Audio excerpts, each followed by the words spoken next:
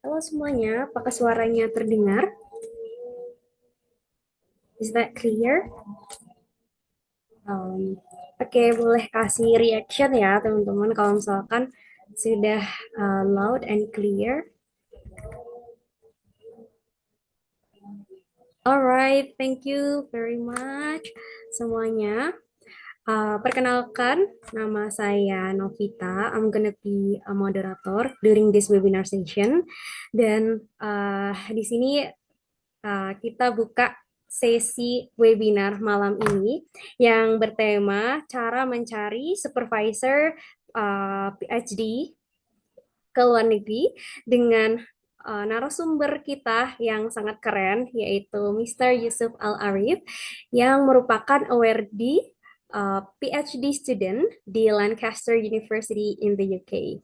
So, semuanya kita bisa berpartisipasi secara meriah selama webinar berlangsung. Namun kita tetap dengan sopan ya ketika nanti ada sesi Q&A. Nah, sebelum kita mulai ke materi webinar malam ini, mungkin teman-teman di sini boleh chat dari mana aja, uh, mungkin dari selain Kalimantan atau bahkan dari Sumatera, Sulawesi, boleh chat ya kalian dari mana aja. Di sini banyak banget ya yang hadir dan melihat antusiasme teman-teman yang mungkin saat ini mau persiapan S3, bahkan mungkin yang mau S2 tapi juga pengen cari supervisor dan bingung caranya gimana, makanya ikut webinar kali ini. Oke, aku lihat di kolom chat ya dari banyak daerah di Indonesia, ada yang dari Bali, dari Jember, Malang, Banjarmasin, kemudian bahkan dari Aceh, Malang, dan Bandung. So, seru banget ketemu kalian semua dari berbagai daerah di Indonesia.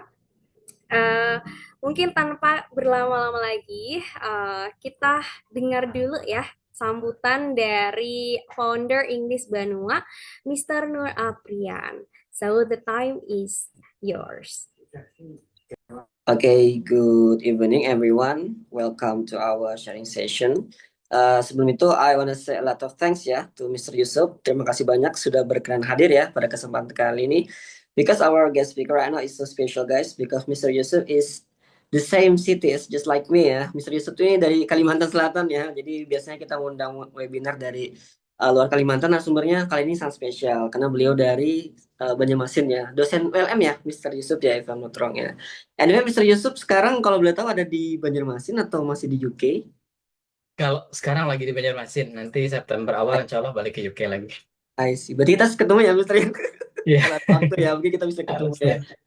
Saya tahu dari Mistikmah, Mr. Mistikmah kan juga Oh, ngisi seminar kita ya waktu di Pemkot Banjarmasin kemarin. Mistikmah ngisi IELTS workshop ya sama Mr. Yusuf ya. oh iya, iya. Kita neutral. Oke, makasih banyak ya Mr. Yusuf atas kesempatannya. Jadi buat teman-teman yang pengen PhD, termasuk saya ya, saya juga pengen PhD ya. Jadi teman-teman harap simak materinya sangat daging banget ya. Mr. Yusuf ini dari Lancaster University. Kebetulan saya juga punya teman Mr. di Lancaster, namanya Miss Boni. Beliau S2 di Lancaster juga. Kita satu kantor dulu ya. Sama Miss Nopi juga sebenarnya. Jadi kita dulu sama-sama ngajar di lembaga yang sama waktu di Kampus Par. Jadi teman-teman harap simak materi dari awal sampai akhir, dicatat. Khususnya, oh ya, supervisor itu penting ya guys. Beberapa bulan yang lalu kita sempat ngundang Miss Wallis dari Edinburgh dan beliau bilang nyari supervisor itu sangatlah penting. Gak cuma buat S3 guys, S2 juga. Itu bisa menjadi nilai plus ya buat teman-teman. Jadi simak dari akhir. Take your seat, grab your snack, and enjoy the show. Thank you, and yeah, enjoy the show. Thank you. Alright, thank you very much, Mr. Nur Aprian. So, teman-teman di sini mohon disimak ya untuk sesi webinarnya. Nah, sebelum itu kita sapa dulu our great speaker tonight, Mr. Yusuf. Halo, Mr. Yusuf. Oh, Gimana kabarnya, Mr. hari ini? Alhamdulillah segar. walaupun masih asap ya sebagian, tapi mudah-mudahan semuanya sehat-sehat terus. Iya, oke. I'm sorry to hear that, Mister. Semoga kondisi di Kalimantan semakin membaik ya, Mister. Karena saya dengar banyak sekali titik forest fire di Pulau Kalimantan. Dan teman-teman semua kita doakan bersama ya. Dan membantu teman-teman kita yang di Kalimantan melalui donasi seperti itu. Uh, nah, Kak Yusuf, ini sudah selesai PhD atau mungkin masih berjalan, Mister Yusuf? Masih berjalan, tahun ini sudah tahun ketiga, insya Allah Mhm. mulai Oktober ini udah masuk tahun keempat. Targetnya sih mudah-mudahan sebelum beasiswanya habis sudah bisa selesai kali ya. Oh ya, semoga lancar ya, Mister ya, untuk studi S3-nya di sana. Oke, teman-teman mungkin sambil nanti kita lihat webinar session, mendengarkan materi dari Mr. Yusuf, teman-teman boleh on cam ya, jadi kita bisa lebih interaktif seperti itu. Alright, Mr. Yusuf, the time is yours untuk materi webinar. Oke, terima kasih moderator yang sudah mengizinkan dan dari English Banua yang sudah memperkenalkan saya untuk sharing. Apakah suara saya terdengar jelas? Sorry. Ya, jelas Mr. Yusuf. Oke, thank you. Sebentar saya share PowerPoint-nya dulu. Oke, thank you. Ya, ya. Jadi sama seperti yang tadi dibicarakan, malam ini saya berencana untuk berbagi sedikit berkaitan dengan bagaimana mencari supervisor untuk PhD di luar negeri. Jadi agak sedikit berbeda mungkin ya dengan yang sistem di Indonesia. Kalau di Indonesia kita biasanya daftar kuliah dulu untuk S3-nya. Setelah itu kita akan kuliah sekitar 1 atau 2 semester atau mungkin 3 atau 4 semester. Kemudian baru kita dipilihkan supervisor atau mungkin kita bisa mengajukan supervisor. Nah, untuk PhD di luar negeri, biasanya kita dari awal itu udah diminta untuk punya supervisor dulu. Bahkan di sebagian besar kampus, mereka biasanya akan menerima kita sebagai mahasiswa PhD-nya kalau kita udah punya supervisor yang udah setuju untuk menerima kita sebagai bimbingan mereka. Jadi, ya itu adalah alasan kenapa kalau misalnya kita ke luar negeri, kita punya supervisor itu sangat penting. Ya, itu adalah alasan yang pertama. Alasan yang kedua adalah alasan klasik sih sebenarnya ya, dalam luar negeri kayaknya sama. Jadi kita itu mau lulus dengan cepat, mau lulus dengan baik, dan lulus dengan damai, itu akan tergantung dengan supervisor yang kita pilih. Ya, jadi kalau misalnya kita dapat supervisor yang baik dan sesuai dengan keinginan kita, biasanya itu akan membantu kelulusan kita. Termasuk juga proses selama selama proses-proses bimbingan-bimbingannya itu. Jadi sekali lagi memang sangat penting gitu. Kalau misalnya mau keluar negeri harus bisa dapat supervisor dulu. Ya. Nah pertanyaannya adalah gimana caranya kita bisa dapat supervisor ya? Karena untuk sama seperti yang saya sampaikan sebelumnya, kalau kita mau kuliah S3 itu kampus akan menerima kita kalau kita punya supervisor lebih dahulu. Beda dengan S2, yang kita bisa langsung apply, kemudian dapat kuliah dan supervisor itu dapatnya di akhir kuliah ya. Nah, malam ini mudah-mudahan bermanfaat. Saya akan share beberapa cara, ada 3 sih. Yang ini saya alami sendiri dan insya Allah tiga-tiganya itu menghasilkan LOA dan bisa langsung dapat supervisor. Ya, jadi yang pertama sebelum kita masuk ke tekniknya itu ada modal utama ya. Ini saya skip dulu. Jadi modal utamanya kalau kita mau cari supervisor itu adalah ada yang namanya proposal riset. Jadi kita mau apply ke kampus atau mungkin kita mau approach ke supervisornya itu, modal utama yang harus kita punya itu adalah proposal penelitian. Kenapa? Karena dari sini ini akan menjadi yang akan menjadi pusat perhatian si calon supervisor itu. Dia akan melihat kita layak atau tidak di bawah bimbingannya, atau dia tertarik atau tidak kita menjadi bimbingannya itu dengan melihat proposal kita. Dan nanti ada 3 cara untuk mencari supervisor. Tiga-tiganya itu perlu modal yang sama. Modalnya adalah si proposal penelitian ini. Ya. Jadi itulah kemudian alasan kenapa proposal kita itu isinya harus jelas. Dia harus fokus ke satu bidang, lalu isinya inovatif dan harus relevan dengan bidang riset profesor target kita. Ya. Kenapa kemudian mereka melihat proposal kita dulu? Ya alasannya tadi, proposal kita yang kuat itu akan menunjukkan pemahaman terhadap topik yang ingin kita angkat sebagai project kita PhD nanti, lalu kontribusi kita yang mungkin potensial bagi mereka, dan itu juga nanti akan sangat ada kaitannya dengan kesesuaian dengan keahlian supervisor. Karena supervisor biasanya hanya akan menerima mahasiswa yang itu proposal mereka itu sesuai dengan bidang mereka. Jadi kalau nggak cocok, walaupun kita mau salah satu profesor misalnya, terus dia bilang, wah ini nggak cocok sama bidang saya, dia akan skip. Ya. Jadi sekali lagi modal utama adalah proposal. Jadi kalau belum punya proposal, tahan dulu niatnya untuk mengkontak si supervisor, kan itu modal utamanya. Oke, nah seandainya sekarang kita punya proposal, nanti Miss Banua kalau misalnya mau ngadain lagi kayak workshop atau webinar tentang penulisan proposal, bisa nanti kita dilakukan lagi sama-sama supaya dapat modal lagi. Oke. Selanjutnya adalah setelah punya proposal, kita akan lanjut ke teknik yang pertama. Metode yang pertama itu adalah ikut konferensi dan diskusi langsung dengan profesor target. Nah ini yang saya buktikan sendiri. Jadi metode ini adalah metode pertama yang saya dapatkan approval dari profesornya, sekaligus disuruh daftar dan langsung dapat LOA saat itu dari Sydney University yang di Australia. Nah, jadi teknik yang pertama adalah kita udah punya proposal, kemudian kita cari nih supervisor target ini, beliau nanti akan hadir di konferensi yang mana gitu. Kita daftar sebagai presenter di situ atau partisipan aja nggak apa-apa. Nah, kemudian kita akan menghadiri konferensi yang otomatis relevan ya, dan di sana kita akan menemui si profesornya secara langsung. Kenapa ini saya berikan sebagai metode yang pertama? Karena hubungan dengan cara bicara secara langsung dengan orangnya itu akan membuka pintu yang jauh lebih besar daripada metode-metode yang selanjutnya. Karena secara personal kita sudah ketemu, dan ini biasanya akan membuka peluang yang sangat besar supaya kita bisa diterima sebagai mahasiswa bimbingan beliau. Oke, nah langkahnya kalau misalnya kita mau cari conference, yang pertama adalah cari konferensi internasional yang relevan, sekali lagi yang relevan dengan bidang riset, lalu cek daftar pembicaranya, dan pastikan di situ ada profesor target atau profesor yang kita mau jadi supervisor kita. Terus kalau sudah ketemu, kita apply, nanti persiapan pertanyaan dan bahan diskusi singkat. Jadi jangan datang tanpa persiapan apa-apa, karena biasanya profesor luar negeri itu mereka akan lebih menyukai orang-orang yang sudah tahu kita mau ngomong apa atau kita mau nanya apa, dan akan lebih suka lagi kalau beliau itu sudah tahu kita mau ngerjain apa gitu.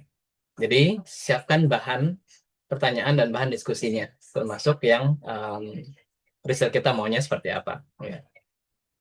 Kemudian jalin komunikasinya setelah sesi, setelah berpresentasi, biasanya itu akan ada coffee break atau ada kayak semacam diskusi dengan main speakers-nya. Jadi kita akan ajak mereka ketemuan secara langsung, diskusi, perkenalkan diri, ngobrol-ngobrol, bilang kalau kita sangat tertarik dengan penelitian beliau.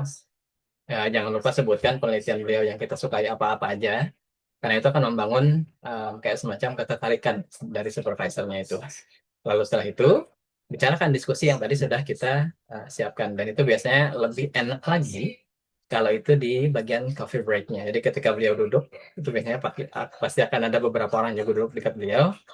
Kita duduk aja ikut di situ nimbrung. Nah, ketika ada kesempatan, langsung ajak bicara. Nah, setelah itu, jangan lupa minta emailnya. Atau bilang bahwa nanti kita akan mengontak lagi lewat email. Ya, kenapa lewat email? Karena lagi-lagi salah satu perbedaan kebudayaan kita antara Indonesia dan luar negeri adalah untuk luar negeri biasanya cenderungnya mereka tidak mau nomor WhatsApp itu disebarkan secara umum karena itu sifatnya personal. Jadi mereka akan lebih menerima kalau kita menggunakan email. Jadi jangan lupa pastikan minta emailnya dan bilang bahwa kita akan nanti ngontak beliau lagi di conference-nya itu. Oke. Ini, jadi kita hadiri conference-nya, kita ajak diskusi. Kelebihannya adalah kalau misalnya kita pakai yang nyari supervisor lewat conference, kita punya hubungan personal yang lebih kuat dengan si calon profesor atau profesor targetnya itu, karena kita ketemu secara langsung. Ini benar-benar beda sih dengan kita lewat email ataupun nanti yang versi ketiganya lewat kampusnya itu. Kemudian kesempatan bertanya langsung dan menunjukkan minat risetnya itu langsung kelihatan oleh si calon profesornya. Dan biasanya kita juga akan dapat informasi terbaru dari profesornya, ya. Karena biasanya kalau beliau tertarik, beliau juga akan cerita, oh saya lagi ada riset nih tentang ini. Nanti kalau tertarik, mungkin kita bisa bahas ini. Nah, kita bisa sekalian tuh, walaupun kita udah punya proposal, kita mungkin akan dapat project dari si dosen, dan itu approval dosennya malah lebih oke lagi. Nah, selain itu ada bonus lagi, selain ketemu profesornya adalah kita akan kita punya jejaring dengan akademisi lain. Bisa kita diskusi, siapa tahu ternyata ada di antara peserta itu juga yang sedang mencari si profesor untuk menjadi PhD supervisornya mereka. Tuh, jadi teknik yang pertama, dan ini saya dapatkan, alhamdulillah benar-benar terbukti dapat approval, bahkan sempat diajak beberapa kali video call oleh profesornya, karena hubungan di awal tadi ketemu langsung di seminarnya itu. Dan juga langsung diarahkan dan dibantu beliau untuk apply sampai kemudian dapat LOE. Itu yang pertama. Nah, tapi ada kekurangannya ya, karena kalau misalnya kita mau bicara atau mengikuti conference itu ya otomatis um, biaya dan waktu sih, karena kita harus hadir di conference-nya. Apalagi kalau conference nasional yang supervisor kita itu memang benar-benar pembicara besar gitu. Kemudian kesempatan bertemu profesor target itu, karena mungkin beberapa conference itu jadwalnya agak padat, jadi agak pendek sih waktunya. Tapi kalau misalnya kita bisa masuk di saat yang tepat, insya Allah ketemu. Dan sekali lagi perlu persiapan komunikasi dan bahan diskusi yang matang agar pertemuannya efektif. Jadi kita nggak terlalu banyak basa-basi, dan mereka juga nggak terlalu suka basa-basi kalau profesor yang di luar negeri. Itu ya. Jadi kelebihannya luar biasa dan sudah terbukti sendiri, insya Allah silahkan dicoba nanti. Tapi memang agak sedikit modalnya ini. Nah, yang kedua adalah dengan metode riset dan kontak langsung via email.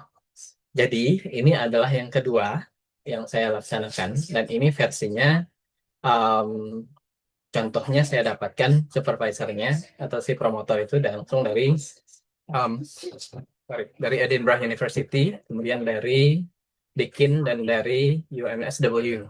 Ya, itu semuanya menggunakan teknik ini. Jadi saya dapat beberapa profesor dengan cara ini. Jadi caranya adalah kita riset kampusnya, kita riset profesornya, bidang mereka apa aja, dan dari situ kita bikin proposalnya. Dan jangan lupa kalau kita bikin proposal, ada profesor target, jangan lupa untuk selalu mengutip tulisan beliau sebagai bagian dari riset proposal kita. Itu salah satu hal yang wajib dilakukan kalau misalnya mau pendekatan. Oke. Jadi cara risetnya adalah kita buka profil akademiknya. Nah, kalau di luar negeri, yang paling sederhana sih ya, kita bisa buka Google Scholar-nya mereka. Di sana ada publikasi-publikasinya. Atau kita cari namanya, kalau dia ada di kampus tertentu, profesor ini, kita langsung riset saja di website kampusnya. Karena di website kampusnya itu biasanya lengkap nama beliau, kemudian riset beliau apa, ketertarikan beliau apa, dan apakah beliau sedang menerima PhD student atau tidak. Ya. Nanti itu penting tuh. Jadi dicek apakah beliau sedang menerima PhD student atau tidak. Karena ada beberapa profesor yang ternyata nanti di profil kampusnya dia mengatakan bahwa untuk saat ini saya belum menerima. Nah, yang itu jangan dikirimi proposal. Ya. Kalau selanjutnya adalah kalau sudah dapat ada informasi email dan lain-lain, susun email yang singkat, sopan dan jelas. Jadi jangan berbelit-belit seperti kebiasaan kita di Indonesia yang curhat dulu baru ke poin gitu. Gimana, Bu? Nah, kemudian lampirkan proposal riset Dengar Bu Aldi? lagi-lagi. Proposal riset yang ringkas dan otomatis harus relevan. Nah, Lalu jelaskan ketertarikan kita pada riset si profesor. Ya. Jadi sekali lagi Kenapa, harus Bu? selalu orientasinya adalah si profesornya itu. Lalu tunggu respons Siapa? dari si profesornya itu. Dan follow up kalau memang rasanya. TET. Tidak ada acara, Bu. Acara Iya, apa, sorry, Bu? ada pertanyaan? Buat pengabdian mungkin. Mikrofonnya boleh dimatiin dulu Ibu Dian di situ. Oh, sama Fadli itu, Bu. Timnya sama Fadli. Tunggu bentar kita. Miss Novi boleh dibantu Miss Novi.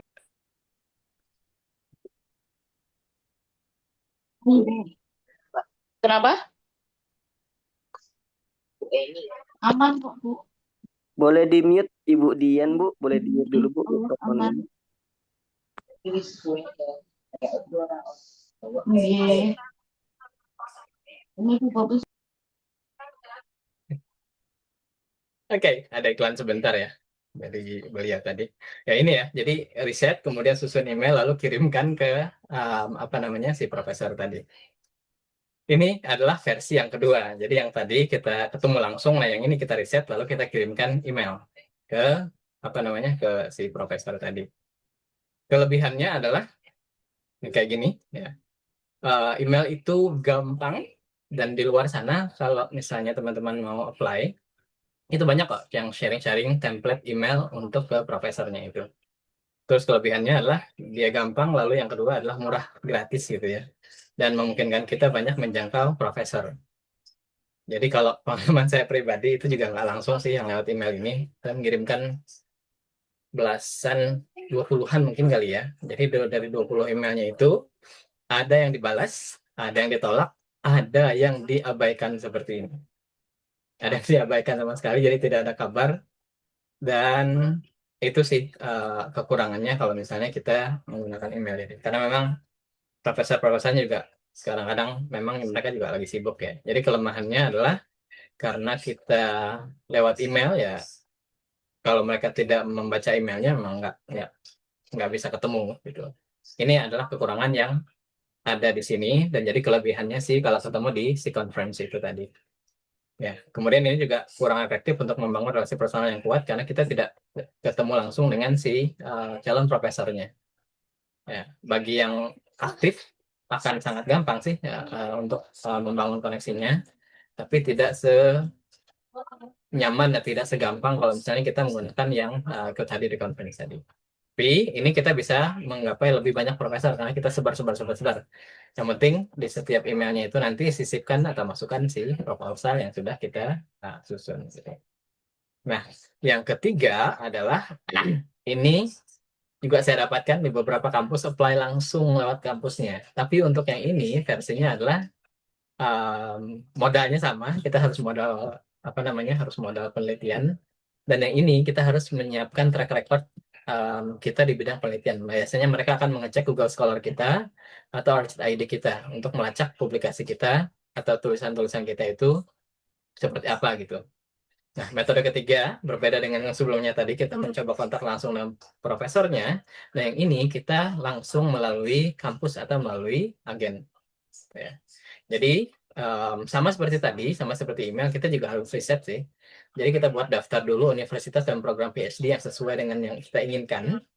Lalu yang kedua adalah kita bisa mendaftar secara langsung atau kita hubungi agen-agen pendidikan. Nah, saya kemarin ada beberapa teman yang mereka dapat LOA itu melalui agen-agen seperti ini. Salah satu yang saya pernah pakai dan jasanya keren itu adalah di IDP Education dan ini gratis sepenuhnya ya. Jadi tidak ada dipungut biaya atau segala macam gitu. Nah, ini kita biasanya dikasih panduan pilihan kampus dan proses aplikasi. Jadi kayak agen-agen pendidikan ini nanti mereka akan kasih tahu nanti masuk ke link ini, terus isi ini, terus siapkan berkas-berkas ini, bahkan mereka nanti bantu urusan visa dan lain-lainnya. Jadi yang harus kita lakukan adalah kalau misalnya kita mau daftar langsung lewat kampusnya atau lewat agen adalah pastikan kita sudah mengunjungi, saya kan sudah ada daftar universitas nih. Kita harus list dulu dokumen-dokumen apa aja yang diperlukan kalau misalnya kita mau apply PhD untuk nanti tahap proses seleksi sesuai dengan panduan dari universitas. Kalau misalnya ada agen, mereka juga akan ngasih tahu sih dari agen-agen ini nanti dokumen yang kita perlukan itu apa aja.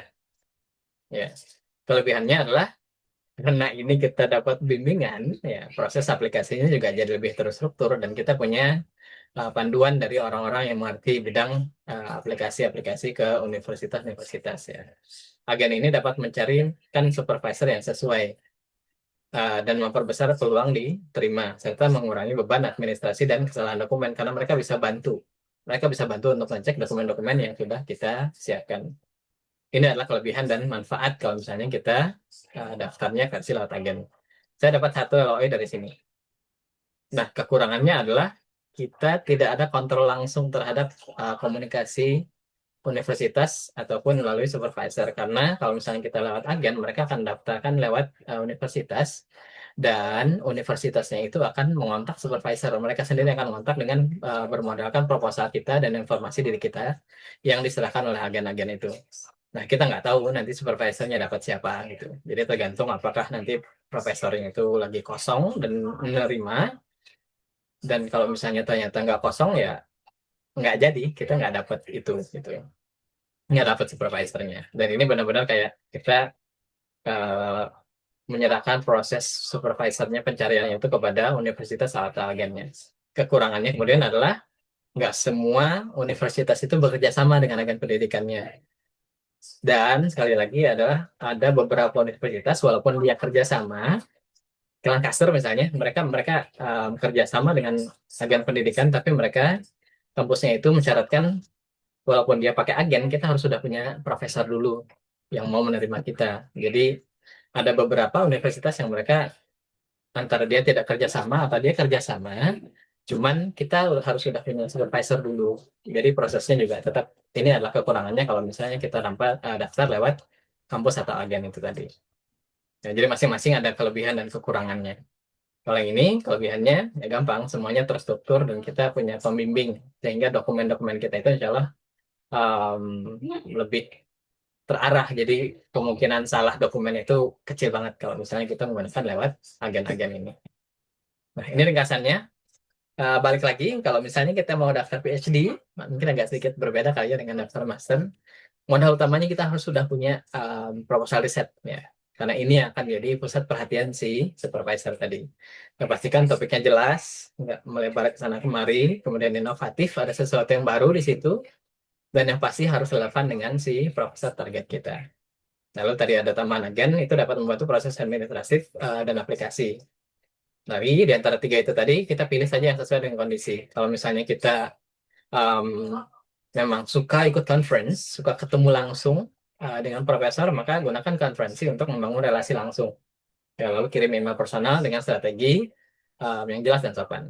Lagi-lagi nanti bisa browsing dari Google, kayaknya banyak yang share bagaimana mengirimkan email, bahkan ada yang memberikan template kalimat untuk mengirimkan email ke profesornya itu. Ya, kalau dari saya sendiri, misalnya ditanyakan sebelum nanti ada yang nanya, mana sih yang paling oke? Saya akan bilang yang kalau diurutkan, maka urutannya sesuai dengan presentasi saya. Jadi kalau yang pertama adalah ketemu langsung, itu adalah cara yang terbaik. Kemudian opsi yang kedua adalah bisa lewat email tadi, kita riset cari profesornya, dan ini peluang diabaikannya sangat besar, dan peluang ditolaknya juga sangat besar. Dan yang ketiga, lewat agen, kemungkinannya kita tidak tahu profesor yang kita dapatkan nanti siapa. Tapi dapat juga profesor jadinya. Tapi karena kita tidak tahu, dia dipilihkan oleh si kampus atau agennya yang nyarikan siapa yang bisa gitu. Ya, itu kali ya untuk presentasinya, untuk sharingnya. Nanti sisanya kita bisa diskusi di waktu yang masih tersisa. Itu dulu, Mbak moderator, saya kembalikan. Alright, thank you Mr. Yusuf atas materinya yang sangat daging banget ya, strategi cara mencari supervisor PhD. Teman-teman, tadi udah dibahas banyak sekali ya beberapa cara untuk dapat supervisor, dan itu berdasarkan juga pengalamannya Mr. Yusuf. Jadi mungkin bisa teman-teman notes ya, terutama kelebihan dan kekurangannya untuk masing-masing strategi, baik itu lewat conference atau lewat agen, bahkan saat mempersiapkan proposal untuk riset S3 nanti. Nah, karena kita sekarang sudah masuk di sesi yang baru, yaitu Q&A session, teman-teman di sini yang pasti mungkin banyak sekali pertanyaan untuk Mr. Yusuf, boleh raise hand untuk yang bisa unmute ya. Tapi kalau teman-teman yang mungkin masih ada kendala untuk speakernya, bisa drop pertanyaannya di chat. Nah, ini saya utamakan yang unmute dulu ya. Silakan 3 pertanyaan pertama boleh pakai raise hand ya untuk pertanyaan. Karena ini menarik banget ya materinya terkait supervisor seperti itu.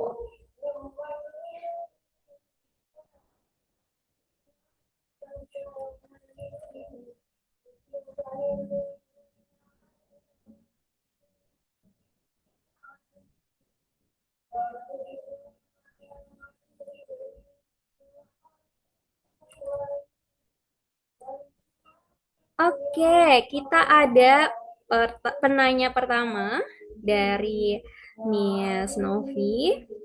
Oke, nanti untuk Mr. Yusuf pertanyaannya mau di-compile dulu atau satu pertanyaan langsung dijawab, Mister?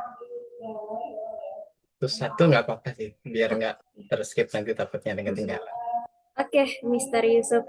Tadi untuk Miss Novi silakan unmute yourself. Baik, terima kasih kesempatannya. Terima kasih Pak Yusuf atas sharing sessionnya hari ini. Sangat bermanfaat sekali dan menginspirasi. Ternyata ada banyak cara untuk menghubungi supervisor. Sebelumnya saya ini salah satu ikut juga di salah satu kelas IELTS-nya Pak Yusuf dari FMIPA Pak. Jadi ya betul. Jadi yang ingin saya tanyakan sebetulnya saya itu lebih bingung untuk bagaimana menentukan batasan research proposal gitu ya, luasannya itu sampai mana gitu. Saya terkendala untuk menentukan batasan seberapa, apakah sudah cukup itu dijadikan sebagai disertasi. Kemudian untuk supervisor, saya sempat beberapa kali mencari daftar supervisor yang ada di universitas-universitas di Eropa, khususnya di Belanda, karena saya bidangnya adalah biologi. Jadi saya mencari yang terkait dengan kebidangan atau dengan subjek saya begitu. Namun mungkin ini sependek yang saya tahu beberapa eh, PhD ini kan dibimbing oleh 2 atau 3 supervisor begitu karena ada beberapa kolega saya yang dibimbing oleh 2 atau 3. Nah, eh, saya ingin menanyakan, nah, untuk approach supervisornya ini, kita hanya cukup mengapproach satu supervisor sebagai pembimbing utama, kemudian dari satu pembimbing itu apakah nanti akan men-suggest gitu atau mencarikan pembimbing yang lain atau seperti apa? Mungkin cukup itu saja pertanyaan dari saya, Pak Yusuf. Terima kasih. Iya, terima kasih Bu Novi, ketemu lagi di sini. Ya, jadi ada 2 pertanyaan tadi ya. Izin boleh jawab langsung ya, Mbak ya? Ya, boleh langsung Ya. dijawab, Mr. Yusuf. Nah, jadi ada yang pertama adalah batasan dasar proposalnya seperti apa, lalu apakah kan ada yang lebih dari 1, ada yang 2 atau ada yang 3 gitu. Saya jawab yang pertanyaan kedua dulu. Jadi untuk versinya PhD supervisors itu sangat tergantung sih dengan sistem kampusnya. Kalau saya kebetulan dapat pembimbing tunggal. Ya, jadi kalau saya dapat profesor tunggal karena ternyata keseluruhan riset saya itu ada profesor yang memang bergelut di bidang itu. Nah, biasanya ada supervisor 1, 2, dan 3 itu biasanya ketika si profesor ini membidangi satu hal yang itu adalah bagian dari proposal kita, tapi ada cabang atau anak atau bahasan yang dari kita itu tidak begitu menjadi expertise-nya. Jadi kemudian akan dicarikan supervisor yang bukan menambal sih, untuk menjadi partner kerjasamanya itu. Dan bahkan kalau misalnya ada profesor lain yang tertarik, nanti akan ada ketemu tuh yang sampai 3 supervisornya. Tapi sangat jarang sih, yang paling sering itu profesornya ada 2. Dan ini agak sedikit berbeda dengan sistem yang kita kenal biasanya. Kalau di Indonesia, kita biasanya kalau ada supervisor 1, itu nanti akan bergulat di bidang kontennya misalnya. Kemudian supervisor 2 akan bergulat di bidang penulisan. Kalau di sana dua-duanya konten. Penulisan itu tanggung jawab mahasiswanya. Ya. Nah, terus cara mendekatinya bagaimana? Ini dari cerita teman-teman dan pengalaman pribadi saya ketika mendaftar di UNSW Australia, itu kita pendekatannya ke satu profesor aja. Jadi kita cari satu profesor target kita. Nanti kalau misalnya dia merasa bahwa dia akan perlu bantuan menghandle di salah satu bagian riset kita, dia akan mencari co-promotor istilahnya kalau di Indonesia. Dia akan mencari supervisor kedua atau supervisor ketiga. Nah, pengalaman saya kemarin, saya mendekati approach-nya ke satu orang, kemudian dia bilang, saya punya teman nih, profesor yang dia bersedia untuk menjadi supervisor kedua karena dia juga minat di bidang ini gitu. Jadi yang didekati berapa orang, kita approach-nya ke cukup satu aja di kampus yang itu. Jadi kalau kampus lain yang apa sih. Jadi di kampus yang itu kita approach satu aja, nanti dia akan mencarikan supervisornya. Dan sekali lagi, bisa jadi kayak tadi ada yang sampai 2 atau 3 supervisor itu kalau dia di bidangnya itu dia perlu apa namanya? Perlu bantuan untuk misalnya di proposal kita itu mencabang ke bidang yang agak sedikit berbeda dengan yang dia punya, tapi dia juga memiliki kepakaran di situ. Baru nanti akan ada tambahan supervisor. Nah, kemudian riset proposal kita itu batasannya sampai mana sih? Ya. Em, Tidak ada batasan yang jelas sekali ya untuk terkait dengan bidang proposalnya ini. Tapi yang harus dicatat adalah ketika kita misalnya mau menulis sebuah riset proposal, maka proposalnya itu dia harus terfokus ke satu bidang saja. Misalnya kita kan IELTS aja misalnya. Kalau misalnya kita mau meneliti tentang IELTS, kita bilang saya tertariknya untuk meneliti bidang IELTS. Itu terlalu umum. Karena di IELTS itu sendiri ada speaking, ada listening, ada reading, ada writing misalnya.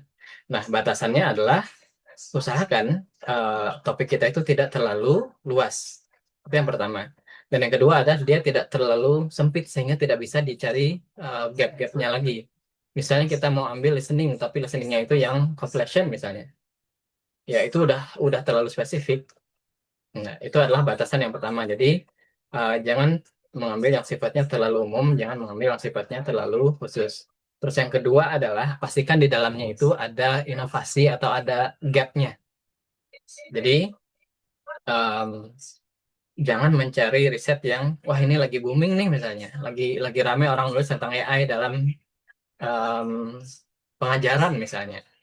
Banyak AI-nya tentang pengajaran, dan kalau kita cari di Google Scholar, kita ketik AI in teaching misalnya, terus yang muncul itu ratusan, udah itu jangan diambil lagi. Karena otomatis kontribusi kita itu akan sangat kecil jadinya, akan sangat terbatas. Kecuali dari sekian banyak itu ternyata kita punya ide yang itu benar-benar sangat berbeda dari situ. Dia punya gap yang besar, itu sih.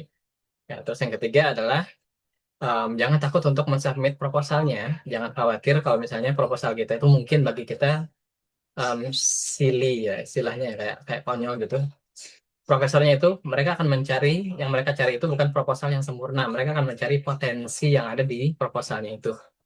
Bagi mereka, oh ini ada satu hal yang baru nih yang sangat diperlukan oleh bidang ilmu tertentu, dan itu ada kecil misalnya kita cuma masukkan sedikit di situ dan profesornya itu lihat potensialnya, itu yang akan mereka ambil ya. Jadi yang sangat penting adalah kemungkinan kontribusi kita di dalam proposalnya itu. Kemudian untuk batasan umum, batasan yang lain-lain, biasanya kampus-kampus luar negeri mereka agak strict dengan jumlah kata. Jadi kalau misalnya kita udah punya target di kampus yang di Belanda misalnya, riset ke kampusnya langsung, biasanya di kampus-kampus itu ada kayak semacam panduan untuk menyusun proposal, dan di sana akan ada batasan jumlah kata. Itu pasti kan diikuti. Jadi misalnya ada di pendahuluannya itu 500 kata, jangan lebih dari itu. Kemudian metodenya 700 kata atau 1000 kata gitu. Usahakan jangan melebihi itu. Nah, jadi kalau misalnya batasan secara langsung tidak ada, tapi 3 batasan akademik tadi itu insya Allah bisa membantu untuk ininya, untuk menulis proposalnya. Nanti kalau misalnya tertarik tadi dari foundernya bilang, oke, kalau misalnya mau proposal ya adain di tempat lain juga, di kesempatan lain maksudnya bisa kita laksanakan nanti. Itu mungkin ya, mudah-mudahan menjawab Bu Novi. Oke, bagaimana Miss Novi? Apakah sudah terjawab pertanyaannya? Baik, terima kasih banyak Pak Yusuf. Alhamdulillah sudah terjawab dari beberapa pertanyaan saya. Izin, apakah saya boleh menanyakan satu pertanyaan lagi? Boleh satu lagi, Miss Oke. Novi? Iya, jadi kemudian untuk menghubungi, untuk memilih supervisor itu kan kita tentunya harus menentukan riset yang sesuai dengan bidang kita kan Pak.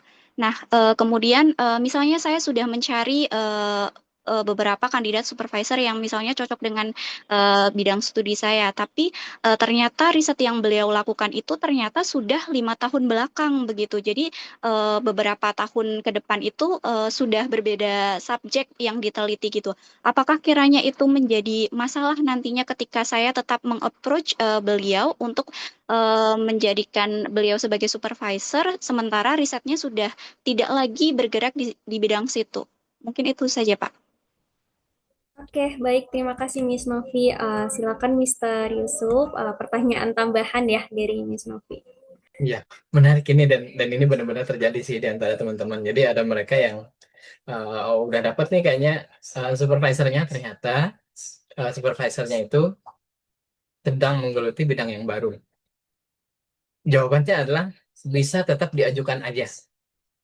Tetap diajukan dan beberapa teman-teman yang dengan masalah yang sama itu dikasih masukan kemarin dengan cara kita tetap gunakan si proposal itu, tapi kemudian riset dulu si penelitian-penelitian yang agak barunya beliau ini apa. Jadi dikaitkan antara penelitian kita itu dengan penelitian beliau yang baru, lalu di sana akan ada kebaruan yang jadi kayak kita itu mencari kekurangan penelitiannya beliau. Ya, jadi kan ada riset beliau yang lama, lalu ada riset beliau yang baru yang mungkin agak sedikit berbeda. Nah, kita nyari di tengah-tengahnya itu. Nah, itu yang salah satu yang bisa membuat si profesor itu tertarik. Karena beliau akan sadar, oh ternyata ada gap nih yang kayaknya saya terlewat, dan si mahasiswa ini dia punya potensi untuk menjawab si gapnya ini. Dan itu malah akan jadi salah satu kelebihan kalau misalnya kita bisa nyari dan melakukan bridging antara riset lama beliau dengan riset beliau yang baru dengan isinya di proposal kita itu tadi. Dan jangan lupa kutip tulisan beliau, walaupun itu versi yang lama, dan jangan lupa juga kutip tulisan beliau yang baru. Jadi ya itu akan membuat inovasi kita akan lebih berasa bagi si profesornya, dan itu menarik ya. Itu menarik dan memang biasanya disarankan untuk tetap di approach saja, tapi dengan menambahkan kebaruan yang menurut kita adalah gap di antara riset lama beliau dan riset beliau yang baru. Itu mungkin jawabannya. Oke, terima kasih Mr. Yusuf atas responnya dari pertanyaan dari Miss Novi. Bagaimana Miss Novi? Apakah pertanyaannya sudah terjawab? Sudah, Mbak. Terima kasih banyak, Pak Yusuf. Oke. Nah, teman-teman yang lain mungkin ada pertanyaan lagi terkait mencari supervisor PhD. Oke, di sini ada satu penanya lagi dari Miss Farhana. Miss Farhana boleh unmute yourself dan bisa bertanya kepada Mr. Yusuf. Baik, terima kasih sebelumnya untuk kesempatannya dan untuk presentasinya dan waktu diskusinya, Pak Yusuf dan juga moderator. Langsung ke pertanyaan mungkin. Sebelumnya saya Hana dari Tanah Grogot. Izin bertanya. Yang pertama itu menyambung dari untuk research proposal. Jika novelty atau inovasi dalam research proposal itu penting, apakah research proposal untuk PhD berupa systematic review dan bibliometric review itu tidak diperbolehkan? Itu yang pertama. Kemudian untuk yang reach out supervisor via email, ada dua pertanyaan. Yang pertama, perlukah mengirimkan file selain research proposal, misalnya CV ataupun motivation letter yang di-attach di email? Kemudian yang terakhir, seberapa banyak profesor yang boleh di-approach dalam satu waktu? Mungkin itu aja dari saya. Terima kasih sebelumnya untuk kesempatannya. Baik, terima kasih Miss Hana atas pertanyaannya. Wah, lumayan menarik sekali ya pertanyaannya. Mungkin Mr. Yusuf boleh merespon pertanyaan dari Miss Hana. Terima kasih. Ya, menarik ini ada systematic review dan bibliometric review. Ya, ini terutama di Indonesia lagi booming ya, terutama yang bibliometric review. Ya, ini akan menjadi salah satu bagian atau jadi salah satu fondasi proposal yang sangat kuat kalau misalnya nanti kita mau mencari kebaharuannya. Yang jadi masalah adalah kebetulan dari pengalaman saya pribadi dan teman-teman yang biasanya saya bantu untuk sharing, ketika mereka menggunakan yang hanya sebatas systematic review saja atau bibliometric review ini, itu kebetulan tidak cukup. Ya, kenapa tidak cukup? Karena systematic review dan bibliometric review ini nanti dia hanya akan masuk ke salah satu bagian yang ada di research proposal, dan itu adalah di bagian literatur review-nya. Jadi proposal itu kita punya bagian pendahuluan, introduction, lalu ada literature review. Nah, ini adalah bagian dari yang nanti hasil penelitian kita di systematic review dan bibliometric review-nya itu masuknya ke situ. Lalu selanjutnya ada bagian metodologi penelitian gitu. Tapi kalau misalnya kita sudah punya systematic review dan sudah kita jalankan, itu akan menjadi modal yang luar biasa karena kita akan tahu, oh ternyata ada gapnya di sini. Nah, gapnya itu nanti akan kita sampaikan di bagian research methodnya. Itu yang akan kita uraikan juga di bagian introduction. Ya. Tapi itu akan menjadi fondasi yang sangat kuat di bagian literature review kita. Ya, dan itu juga akan menjadi salah satu bukti klaim yang kuat di bagian introduction bahwa penelitian di bidang ini masih belum ada berdasarkan systematic review yang sudah kita jalankan itu. Jadi terus penelitiannya, terutama untuk yang lewat LPDP juga ya, biasanya mereka itu akan mencari sesuatu yang dia punya output. Jadi tidak lagi pertanyaannya itu sebatas what atau why gitu. Mereka sudah nyari jawaban yang how. Ya, bagaimana untuk ada sebuah masalah dan bagaimana kita memecahkan masalahnya itu. Jadi luarannya bisa jadi itu adalah teori yang baru, bisa jadi itu adalah kayak semacam produk atau sesuatu yang bisa digunakan oleh masyarakat luas yang nanti bisa bermanfaat bagi orang lain. Nah, proposal-proposal seperti itu nanti yang biasanya akan diterima dan ada potensi untuk berkembang atau dikembangkan gitu.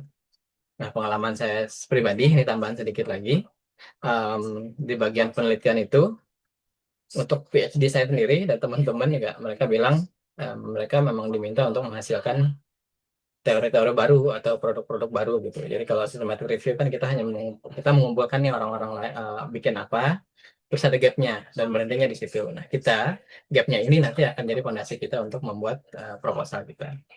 Kemudian perlukah mengirimkan file selain proposal seperti CV atau motivation letter? Dari pengalaman saya dan teman-teman, yang wajib itu bentuknya kalau dia ada CV itu adalah di bagian perkenalan kita di emailnya. Nah, bagi beberapa mereka melampirkan si motivation letter dan yang wajib dilampirkan adalah si proposalnya itu tadi. Jadi bolehkah melampirkan CV atau motivation letter? Yes, silahkan pilih di antara dua ini. Karena biasanya akan menyampurkan, isinya akan jadi kurang lebih nanti.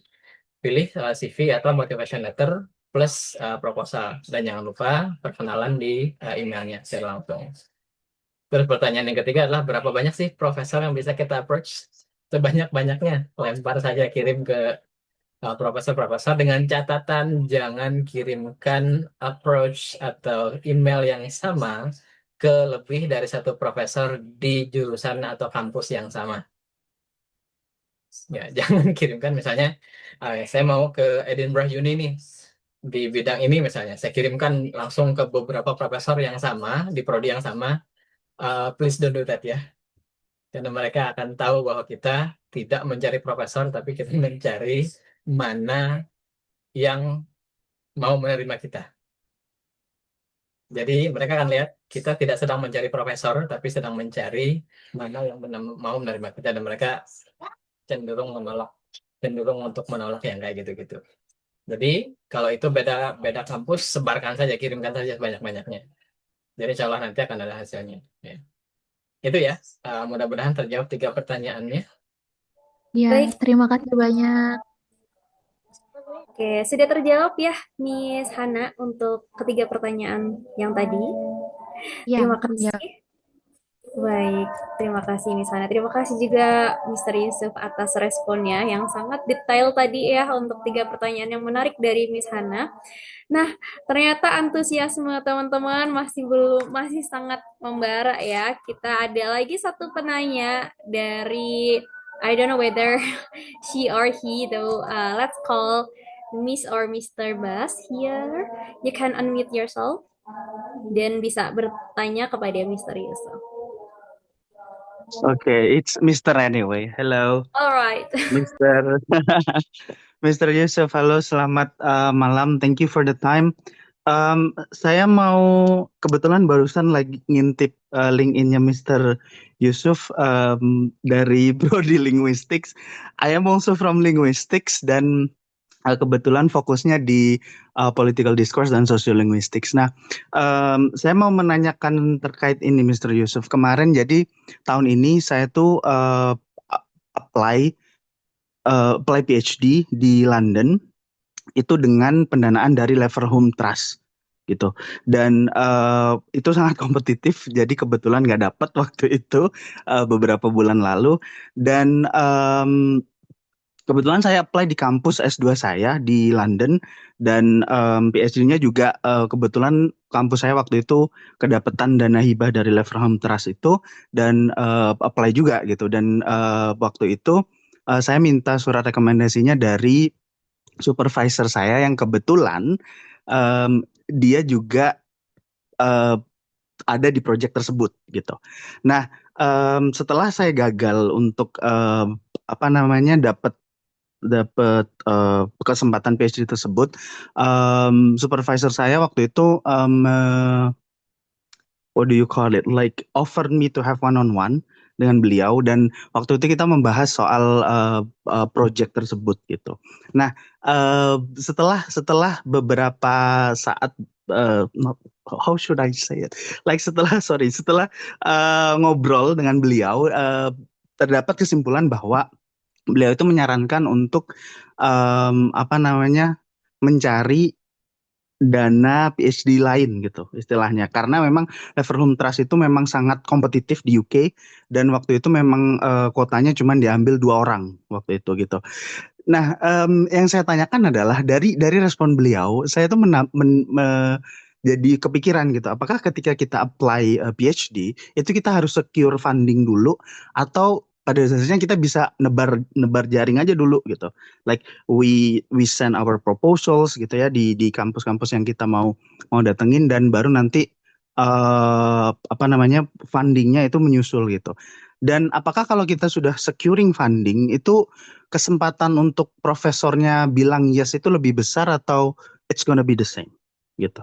Thank you very much Mr. Yusuf. Baik, terima kasih atas pertanyaannya, Mr. Bas, dengan pengalaman tadi ya dan pertanyaan terkait. Mungkin kita silakan Mr. Yusuf untuk merespon pertanyaan dari Mr. Bas. Iya, oke. Pertanyaannya adalah secure funding dulu atau nyari profesor dulu. Tapi sebelumnya, thank you Mr. Bas. It's really nice to know you here. Karena saya juga kebetulan ngambilnya adalah Critical Discourse Studies di bagian Political Discourse, tema di Indonesia. Dan kalau tertarik ya, Lancaster Uni, tempat saya studi, itu selalu masuk ke dalam list LPDP. Tadi kan disuruh nyari tuh funding. Bisa dicoba karena Lancaster masuk ke dalam list LPDP-nya itu karena memang ini sekalian promosi kali ya teman-teman yang linguistik kalau misalnya mau ayo bergabung dengan Lancaster karena kita berada di posisi kedua terbaik dunia di bawah MIT, di atas Cambridge sama Oxford untuk Lancaster di linguistiknya, sehingga kemungkinan kalau misalnya dapat LOE dari situ nanti apply di LPDP ini ya salah satu tipsnya adalah kemungkinan besar LPDP-nya funding karena rankingnya ya lumayan lah gitu itu. Nah, kemudian pertanyaannya tadi adalah sebenarnya kita itu secure funding dulu atau nyari profesor dulu. Kalau untuk menjawab ini akan sangat tergantung pada jenis kampusnya. Jadi kalau misalnya kayak Sydney tadi, itu versi yang apply dulu dan bilang saya akan apply beasiswa setelah itu.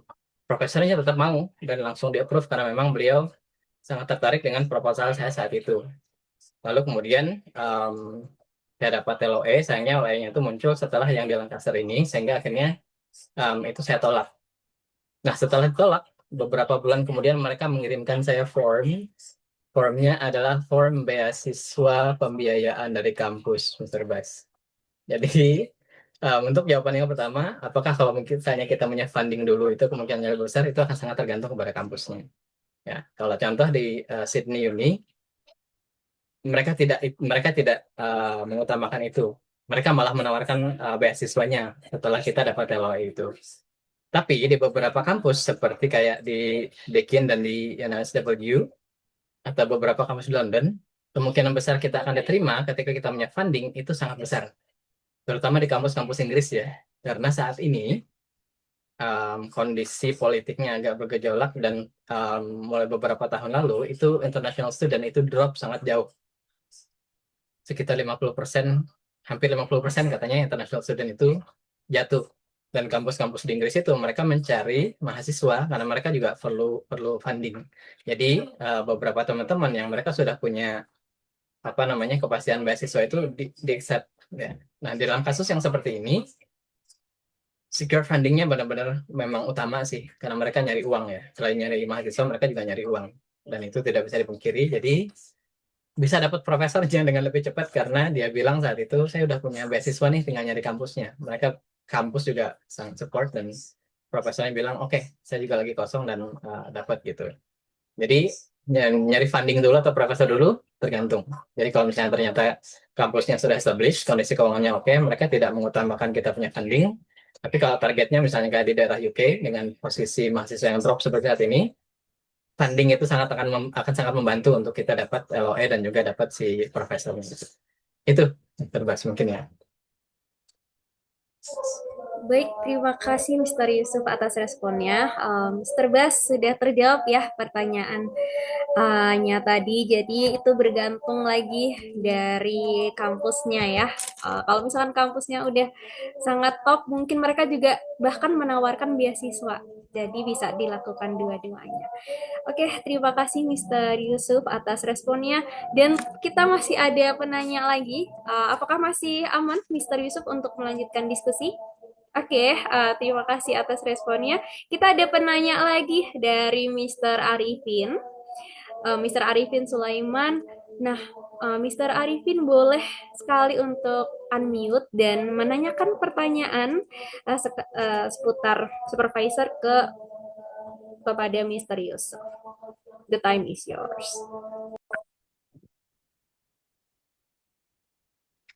Ya, halo, Assalamualaikum warahmatullahi wabarakatuh. Waalaikumsalam. Ya, Mr. Yusuf, terima kasih waktunya ya.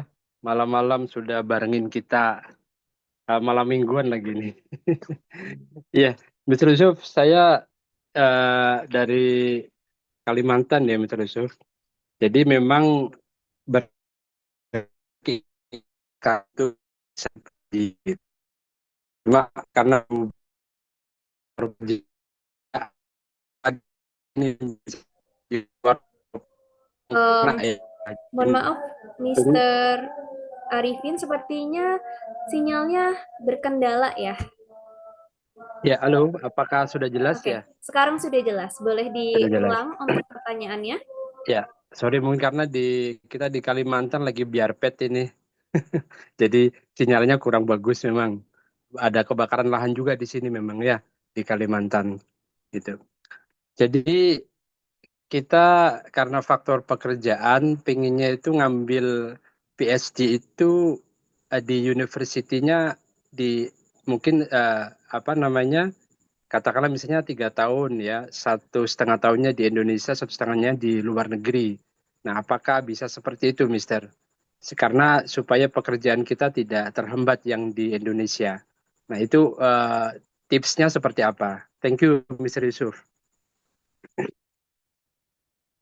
Baik, terima kasih atas pertanyaannya, Mr. Arifin. Mr. Yusuf, boleh waktunya untuk merespon pertanyaan dari Mr. Arifin. Oke, terima kasih Mas Arifin ya. Jadi untuk jawaban ini saya bisa mungkin kasih saran ada 2. Jadi yang pertama ada versi double degree namanya. Jadi ada kerjasama kampus yang di Indonesia dengan kampus yang di luar negeri gitu. Nah untuk yang seperti ini biasanya mereka akan membagi. Jadi ada separuh waktu kita akan studinya di Indonesia dan ada juga separuh waktu kita itu yang kita laksanakan di luar negeri. Jadi insya Allah bisa tetap dilaksanakan di Indonesia separuhnya dan separuhnya lagi di luar negeri. Nah ini versinya adalah yang versi double degree itu tadi. Dan ini juga kelebihannya adalah kalau bisa dapat kita punya 2 ijazah nanti. Ijazah kampus dalam negeri sama ijazah kampus luar negeri. Tapi harus nyari sih kampusnya yang kerja sama. Terus yang kedua adalah kalau misalnya kita mau yang seperti tadi di satu kampus aja misalnya di luar negeri, nah mereka nanti sih disurvey dulu aja kampusnya. Jadi kalau kampus luar negeri itu mereka ada punya versi pembelajaran yang dia bisa full offline hadir ke kampusnya. Ada juga mereka akan menawarkan perkuliahannya itu full online, kecuali pas pada saat ujian atau nanti ketika ada wisudanya. Jadi bisa diikuti yang itu. Jadi kita tetap bisa ngerjain itu langsung dari Indonesia. Dan kalau misalnya mau ke sana, kita bilang aja. Sisanya nanti akan saya datangi ke sana dan itu insya Allah bisa. Tapi harus disurvey jenis di departemennya. Jadi mereka akan memberikan kesempatan yang kayak gitu. Nah, kelebihan lainnya versi yang saya tahu ya di luar negeri adalah selain yang versi online itu tadi, ya mereka juga akan menawarkan versi yang part time. namanya part-time study. Nah, part-time ini kalau misalnya kita studinya 3 tahun, yang part-time ini kita akan selesaikan dalam waktu 6 tahun. Tapi untuk jumlah studinya atau jumlah pertemuannya itu, misalnya kalau yang di full-time-nya itu kita dalam satu semester ada 2 mata kuliah misalnya, maka di part-time ini dalam satu semesternya kita cuma dikasih 1 mata kuliah aja. Nah, ini biasanya diambil teman-teman, termasuk Lancaster juga, teman-teman yang mereka sambil bekerja. Mereka ngambilnya yang part-time ini. Ini adalah opsi yang ketiga. Jadi kalau kayak tadi, intinya tetap harus nyari ininya di kampusnya itu mereka punya versi yang menawarkan bisa kita online full, bisa kita offline full, atau kita mau online dulu terus nanti ke kampus gitu. Itu tinggal dipastikan aja Mbak Arifin di kampus target kita itu. Mereka menyediakan yang versi yang mana. Jadi harus riset dulu sih untuk mencari versinya. Atau kalau mau lebih keren tadi, ambil yang opsi yang pertama yang double degree, bisa dapat langsung 2 ijazah. Dan nyambung dia, jadi setengah paruh waktunya di Indonesia, paruh waktunya di luar negeri, dan ijazahnya dapat dua-duanya. Ujiannya cuma sekali. Itu kali ya. Mudah-mudahan menjawab, Pak Arifin. Iya, Mr. Yusuf, terima kasih sudah jelas tadi. Cuma mungkin satu dibantu menjelaskan lagi, Mr. Yusuf. Mungkin Mr. Yusuf pernah ada observasi kampus di Indonesia yang PhD-nya itu double degree ya mungkin. Kebetulan saya dari lawyer punya law firm sendiri gitu. Jadi mungkin ada rekomendasi Mr. Yusuf untuk yang kampus di Indonesia yang melaksanakan double degree tersebut. Oke, kalau mau lebih mudah, Pak Arifin ya, yang setahu saya ada UGM, terus kemudian ada UI, kemudian apa ya, ada beberapa kampus besar. Tapi kalau Pak Arifin mau yang lebih lengkapnya lagi, mungkin bisa sambil browsing di internet, itu ada yang menyediakan apa namanya kampus yang menyediakan double degree untuk PhD.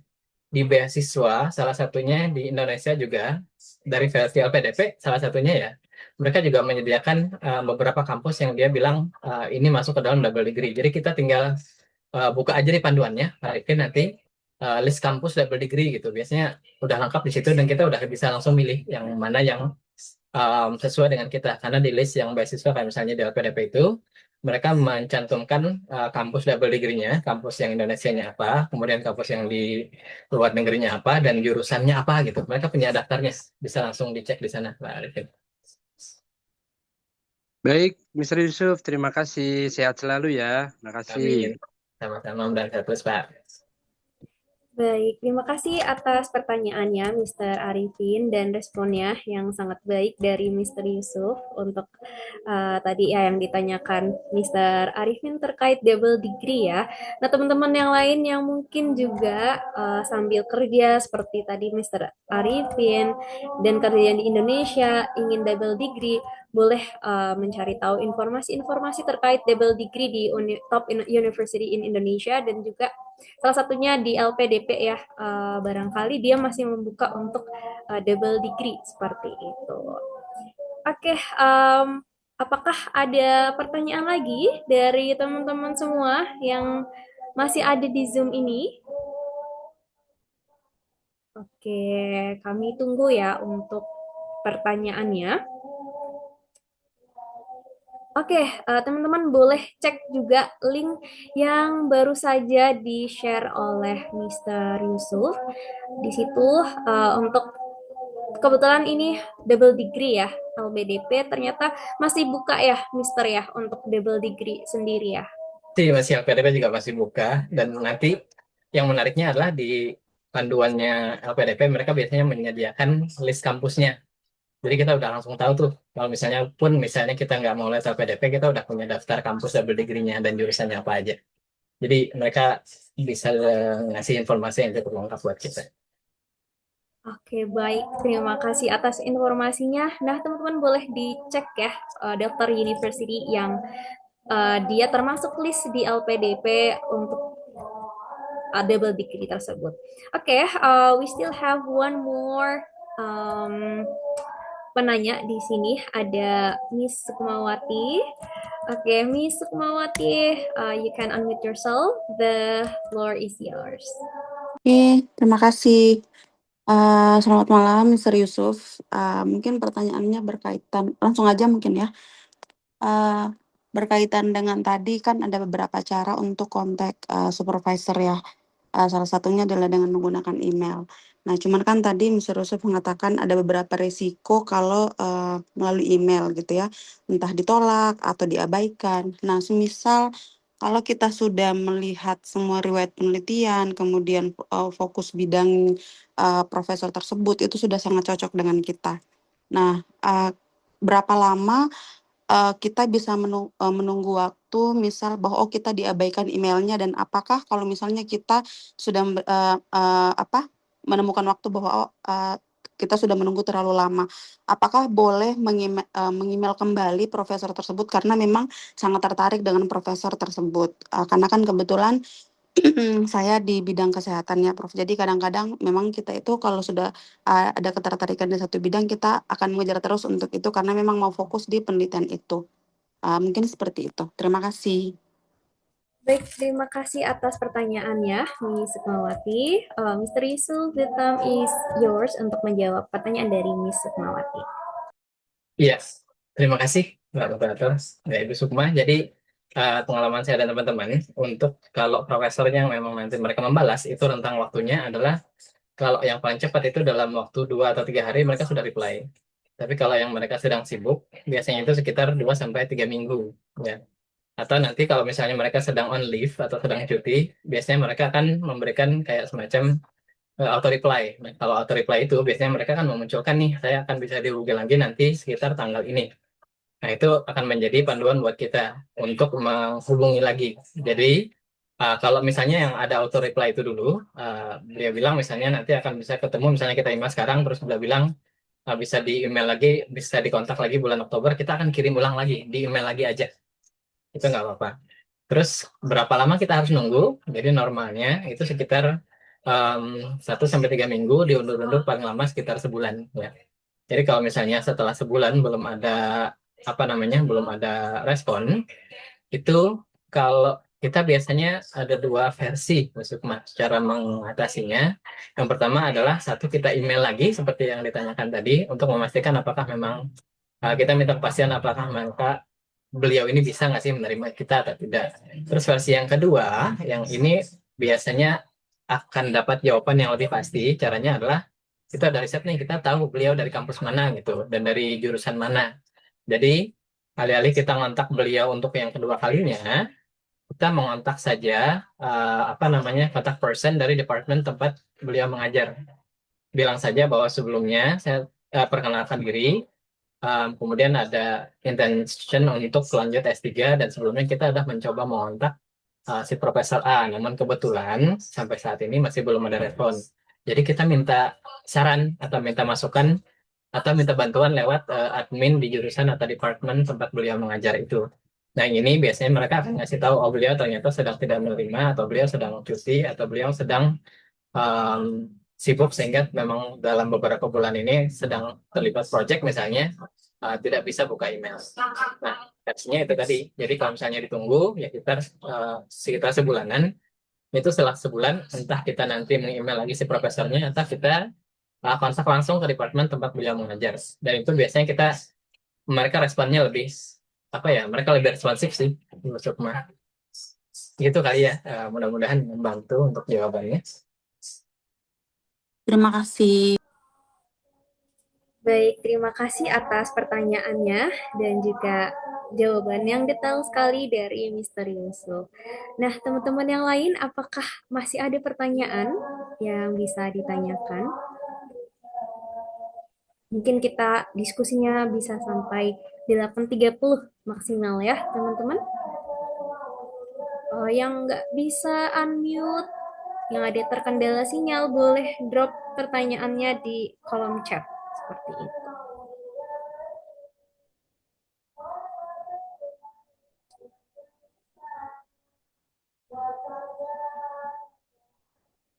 Oke, sambil menunggu yang lain, Mr. Yusuf. Oh iya, baik. Kita sambil tunggu Mr. Yusuf ya, teman-teman boleh untuk drop pertanyaan atau raise hand, jangan lupa ya jika kalian ingin unmute seperti itu.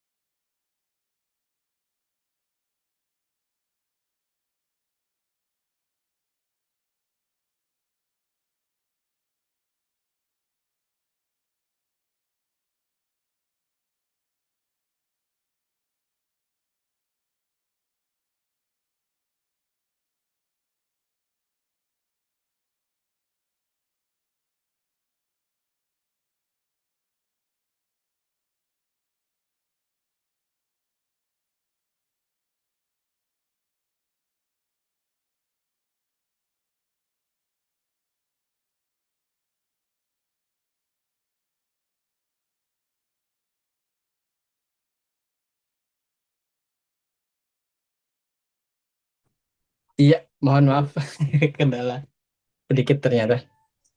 Baik, Mr. Yusuf. Apakah sekarang sudah aman, Mr.? Seharusnya sudah aman ya, sebentar. Oke. Alright, belum ada pertanyaan baru dari yang lainnya. Mr. Yusuf, kalau misalkan saya bertanya apakah boleh? Silakan, Mas. Oke, mungkin sambil nunggu pertanyaan dari teman-teman yang lain ya. Kebetulan Mr. Yusuf, saya bukan mempersiapkan untuk S3, tapi untuk S2. Dan sudah ada juga bidang yang saya minati, kemudian riset apa yang sekiranya akan saya lakukan untuk S2. Namun kendala saya di sini itu masih bingung, Mister, antara menentukan university-nya atau jurusan yang tepatnya seperti itu. Karena ada beberapa jurusan yang sebenarnya mirip-mirip gitu. Jadi kalau dari pengalaman Mister Yusuf itu, apakah kita prioritaskan top world university-nya dulu atau baru jurusannya atau sebaliknya? Baru kemudian kita menentukan supervisor-nya. Seperti itu. Mister Yusuf, pertanyaan dari saya. Terima kasih. Oke, ya. Ini juga yang sering ditanyakan oleh teman-teman waktu mereka mau apply entah di S2 atau S3 ya. Jadi pertanyaannya itu sama, kita milihnya uninya dulu atau milih departemennya dulu ya. Jawabannya akan sangat bergantung pada tujuan kita. Jadi untuk teman-teman yang scholarship hunter, teman-teman yang sedang hunting beasiswa, saya biasanya akan menyarankan list universitasnya dulu. Ya, jadi list universitasnya dulu, karena misalnya kalau kita mencari departemen, tapi target utama kita adalah untuk mendapatkan beasiswanya, yang jadi masalah adalah kalau ternyata kita diterima di kampus itu, ternyata departemennya itu sudah sesuai dengan keinginan kita, tapi ternyata departemen itu masuk ke dalam list universitas yang dia tidak masuk ke dalam pembiayaan LPDP misalnya. Jadi otomatis harus udah dapat LOE, akhirnya malah bingung cari funding untuk untuk perkuliahannya itu gitu. Tapi kalau misalnya yang kita memang murni mencari memang mau kuliah nih, mau funding nanti kita bisa cari belakangan misalnya, maka biasanya saya akan menyarankan teman-teman untuk mengambil yang cari departemen yang paling sesuai dengan kita dulu. Karena biasanya ada universitas-universitas yang mereka menawarkan departemen yang sama, ada sama-sama departemennya, tapi di departemen-departemennya itu mereka akan punya kayak semacam spesialisasinya gitu. Misal, untuk saya kan dari linguistik nih, ada juga kayak di London tadi, seperti Abbas atau teman-teman dari Edinburgh gitu. Mereka juga punya linguistik, tapi ternyata linguistik yang di Edinburgh itu mereka lebih ke linguistik yang sifatnya untuk deskriptif gitu, untuk menggambarkan bahasanya itu sendiri. Nah, kalau saya ternyata minatnya lebih kepada penerapan linguistiknya itu dalam politik misalnya. Nah, kan sama-sama linguistik tuh, tapi karena departemennya beda, walaupun dia sama-sama ada, akan lebih cocok untuk ambil departemen yang di Lancaster gitu. Jadi kalau memang murni tujuannya adalah untuk mencari kampus yang benar-benar sesuai dengan keinginan kita, saya pribadi menyarankan untuk milih departemennya dulu. Tapi kalau targetnya adalah untuk kita mau apply beasiswanya, maka akan sangat disarankan untuk memilih uninya dulu, sehingga nanti bisa menyesuaikan antara uni dengan pembiayaannya itu tadi. Gitu mungkin. Baik, terima kasih untuk jawabannya, Mr. Yusuf. Berarti depends lagi ya, Mr. ya. Kalau misalkan kita pengen scholarship, berarti memang fokusin ke university. Tapi kalau alhamdulillahnya bisa self funding dan sudah pas sekali dengan jurusannya, boleh langsung apply ke berdasarkan jurusannya gitu ya, Mister. Mungkin satu pertanyaan lanjutannya, Mister Yusuf, kalau misalkan nih sudah menentukan universitasnya seperti itu, tadi sempat Mister bahas bahwa kalau misalkan kita sudah menentukan university dan juga jurusannya, kalau bisa untuk meng-email profesornya itu uh, jangan meng-email dua profesor sekaligus di departemen yang sama ya, Mister ya. Nah, mungkin yang meng-email beliau itu kan mungkin nggak cuma misalkan saya, tapi ada teman-teman yang lain bahkan dari seluruh dunia. Jadi belum menentukan fast response seperti itu, Mr. Yusuf. Nah, misalkan sudah di university ini dengan jurusan ini, namun sudah lama belum direspon sama supervisornya, mungkin dari Mr. Yusuf apakah ada maksimal kita menunggu sehingga kita bisa coba email ke profesor yang keduanya tapi masih di departemen yang sama di university yang sama tersebut, seperti itu. Iya, dan ini memang ada kejadian. Makanya tidak disarankan ya. Jadi sama seperti yang tadi, sarannya adalah maksimal itu dalam waktu sebulan. Kalau tidak ada respon, bisa kita email ke profesor itu lagi, atau bisa kita email ke profesor lain, atau akan lebih aman kalau kita hubungi apa namanya kayak semacam admin atau contact person yang ada di departemen itu untuk memastikan bahwa memang kita itu mungkin bisa meng-email ke profesor yang lain untuk memastikan aja apakah si profesor ini memang available atau memang sedang tidak menerima bimbingan gitu. Jadi sekitar sebulan dan pastikan aja. Dan pengalaman pribadi ada teman Mbak, ini kejadiannya di salah satu kampus di UK. Jadi dia email salah satu profesor, kemudian seminggu atau 2 minggu gitu, karena belum ada respon, dikirimkanlah lagi ke profesor yang profesor yang ada di departemen yang sama. Terus dia dapat reply dari profesor yang kedua bilang, oh ini kemarin yang email ke profesor ini ya, dia bilang kayak gitu. Terus dia bilang sebaiknya selesaikan dulu dengan profesor ini karena kita ada di departemen yang sama gitu. Jadi sebaiknya kalau bisa ya tunggu dalam jangka waktu 1 bulan, terus kirim email lagi ke si profesor itu atau ke si admin tadi. Kalau ternyata belum ada respon dalam 2 atau 3 minggu depannya, baru kalau mau nyoba ke profesor yang berbeda di departemen yang sama. Begitu mungkin Mbak ya. Oke, baik. Terima kasih Mr. Yusuf atas insight-nya untuk pertanyaan yang tadi saya tanyakan, kebingungan yang dihadapi, sangat membantu. Terima kasih. Dan teman-teman, apakah masih ada pertanyaan lagi? Mungkin satu pertanyaan ya untuk sesi Q&A malam ini. Oke, sepertinya sudah sangat jelas ya untuk webinar session pada malam hari ini. Nah, mungkin kalau belum ada lagi pertanyaan, bisa kita cukupkan untuk Q&A malam ini.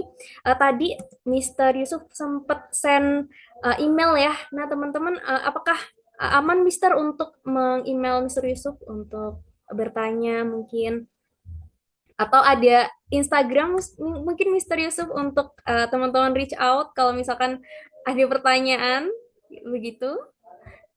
Iya, boleh lewat email yang tadi saya share, nanti mungkin bisa dikirimkan ke teman-teman Mbak PPT-nya. Boleh juga lewat WhatsApp ke yang UK number-nya yang saya gunakan untuk kontakkan dengan English Banua. Dan bisa juga kalau mau ketemuan di Instagram tapi isinya lebih banyak fotografi kali ya. Bisa dicari nanti Instagramnya. Bentar, saya coba ketikkan di sini. Di LinkedIn boleh, sangat boleh ya. Oh, baik. Iya, ada yang versi LinkedIn. Oke, nggak masalah di situ. Boleh versi LinkedIn-nya. Atau nanti saya kirimkan, atau nanti silakan dicoba tanya ke English Banua ya, Instagram saya. Nanti silakan di-share aja, nggak apa-apa. Ya, Oke, baik. bisa dari Terima chat di kasih. pesan di situ. Terima kasih sekali, Mr. Yusuf. Teman-teman boleh ya reach out beliau lewat LinkedIn, mungkin Instagram, atau bahkan WhatsApp number. Dan tadi email ya, nanti akan di-share oleh Inggris Banua. Dan teman-teman, sebelum kita mengakhiri sesi webinar malam ini, coba kita on kamera ya, kita abadikan untuk sesi webinar malam ini. Teman-teman yang bisa on cam, silakan on cam. Kita foto bersama dengan Mr. Yusuf ya. Mr. Ryan, apakah di sana? Mr. Nur Aprian? Oke, mungkin ada kendala sinyal ya, teman-teman. Boleh on cam. Saya pandu ya untuk countdown-nya. Boleh senyum terbaiknya. 3. Oke, kita masih ada beberapa yang masih on cam, boleh ya. Oke. Alright then. Kita hitung mundur ya. Senyum terbaiknya. 3, 2, 1.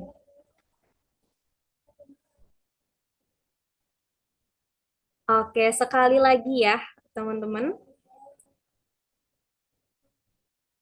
Boleh tunjukkan jempolnya semuanya untuk English Banua. Oke, kita hitung mundur ya. 3, 2, 1.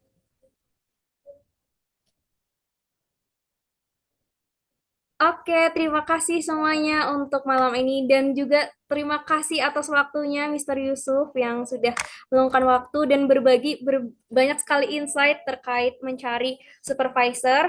Tadi dibahas banyak sekali ya teman-teman tentang bagaimana hal-hal penting kita menyiapkan proposal riset yang perlu kita siapkan terutama untuk lanjut S3. Bahkan tadi strategi yang sangat practically dari Mr. Yusuf berdasarkan pengalaman beliau bagaimana hingga dapat profesor incaran untuk S3. Dan ada insight-insight yang lain juga di luar topik yang diberikan oleh Mr. Yusuf ya terkait double degree, bahkan bagaimana cara meng-email profesornya dan waktu kita menunggu profesor incaran. Terima kasih semuanya malam ini untuk waktunya dan boleh melanjutkan aktivitas kalian masing-masing. See you around dan masih banyak webinar lainnya ya setiap minggu, jadi bisa stay tune untuk informasi berikutnya.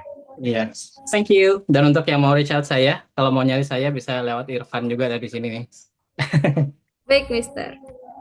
Iya, thank you. Iya, ini adalah salah satu mahasiswa sekarang jadi rekan di Lama Mangkurat juga. Oh, oke. Jadi rekannya Mister ya. Alright. Oke. Thank you. Nice to meet you, Mister Irfan. Iya. Kita mau izin live duluan ya. Baik, Mister. Thank you. Assalamualaikum. Waalaikumsalam, teman-teman. Kami matikan Zoom-nya ya. See you around semuanya.